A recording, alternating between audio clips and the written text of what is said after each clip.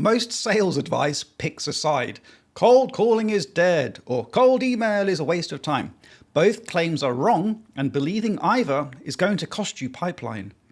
Here is the honest answer. Neither channel is universally better because they do fundamentally different jobs.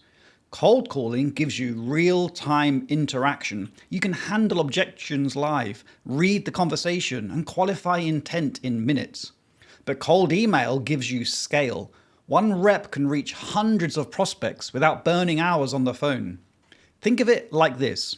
Calling is a scalpel, email is a net. The mistake most teams make is using one when the situation calls for the other. So, what determines which tool fits your situation? Well, 3 factors. Factor 1, deal size. Cold calling costs more in rep time per touch. If your average deal is worth thousands and a single conversation can move it forward, that time is justified. If you're selling a low-margin product to a broad market, the maths rarely works. So lean toward email when deal size is modest. Lean toward calling when it's not. Factor 2, audience accessibility. Can you actually reach this person by phone? Senior buyers, founders, and C-level executives are often more reachable by a direct call than through an inbox, competing with newsletters and automated sequences. But if your prospect is a mid-level manager drowning in meetings, a well-timed email may be the only realistic entry point. Factor 3, sales cycle stage. Early in the cycle, you are warming a cold prospect. Email is lower friction, gives them autonomy to respond when ready, and lets you test messaging at volume. But later in the cycle, when you need to qualify intent quickly or move a stalled deal, a call is almost always more effective.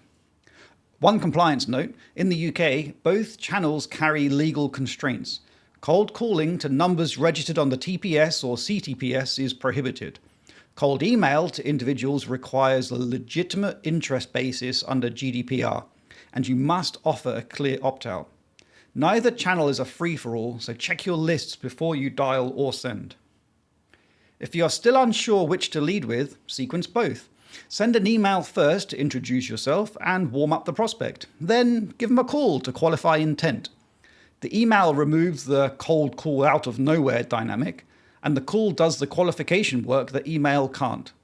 And of course, this adds complexity and results vary by market and execution quality, but the logic is sound. You are using each channel for what it actually does well.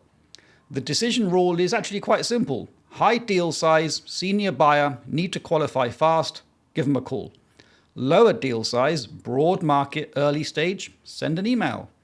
And if you're unsure, email first, then call.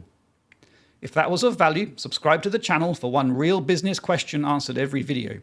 For the same clarity in writing, the website and newsletter is 5minutebusiness.com.